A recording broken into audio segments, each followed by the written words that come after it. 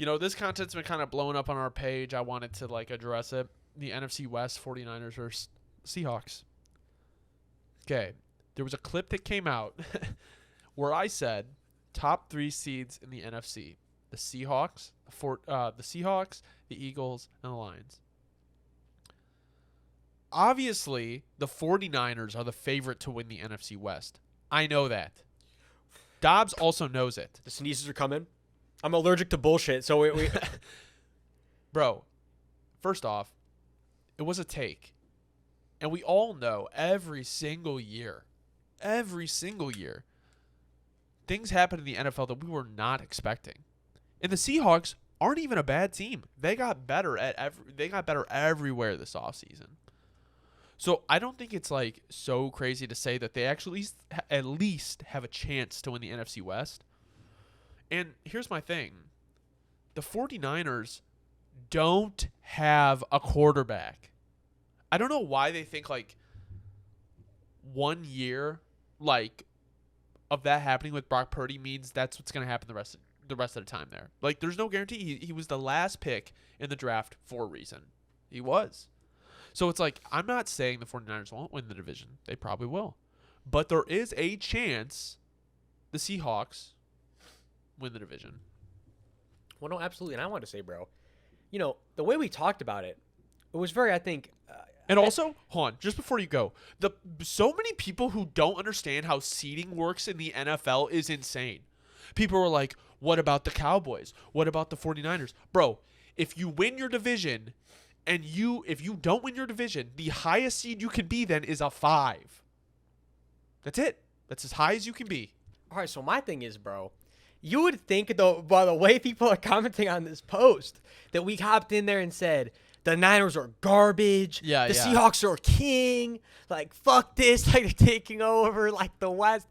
We didn't say anything of the sort. I feel like we were really objective about the situation. Again, honest, the Seahawks got a lot better. They already surprised us last year. That's the point more than anything. They were supposed to be one of the worst teams in the league last year. And also, they're acting like the season's already done. Well, and it's and all the guys that were young that came in and they're already playing really good, they're all premium positions, basically. Corners, tackles. If they all make another big jump, they're the most important positions on the field. So... yeah, that's where it comes from. Let me be clear, we're not making any guarantees. However, what I am guaranteeing at this point is that too many of y'all are disrespecting the Seahawks because this is getting out of hand.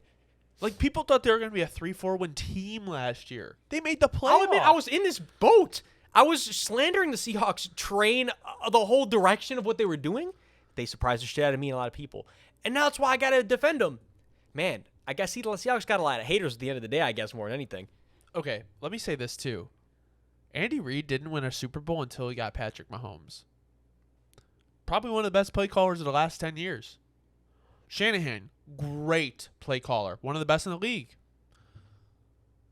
Andy Reid couldn't get it done until he had Patrick Mahomes. So please tell me why you think. Andy Reid got to a Super Bowl with Donovan McNabb. Now, I will say he is better than Jimmy G. I don't think that's really an argument. Oh, right. But my thing is, you got to have the quarterback, man. You got to have it. It's not like the early 2000s anymore. It's you have so many talented quarterbacks that it's when you get in those shootouts, you can't miss that throw anymore. Well, and it's we can name a lot of quarterbacks that have a couple good years, but that doesn't mean it's always going to continue. I could go on for name a bunch of them. I'm not even going to. I'm not even get started because I don't want to compare Brock Purdy to anybody. But the point is that could happen. Yeah. And that's why, again, I don't necessarily think that that's going to happen. No. But that's the whole point. Is we're just addressing the situation objectively. That's what I think everybody's got to start to understand here. Yeah.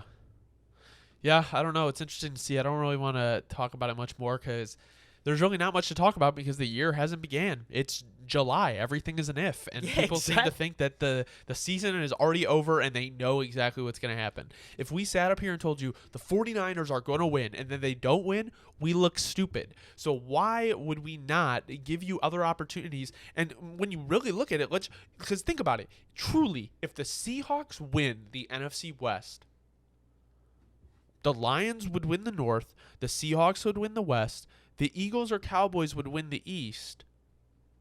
And then the South? Falcons, NOLA, maybe the Panthers. the whole point of that video was to show how weird the NFC playoffs are going to be. And people just, they took it way out of context. Where like, how could you not include the 49ers? Bro, they're still in the playoffs. It's just they didn't win their division. Like, that's the whole point of the it's the whole point is like the NFC is wide open. And it was just one simulation too, things can go different ways. We didn't address potential ways the Seahawks season could fall apart. It's all just what could happen.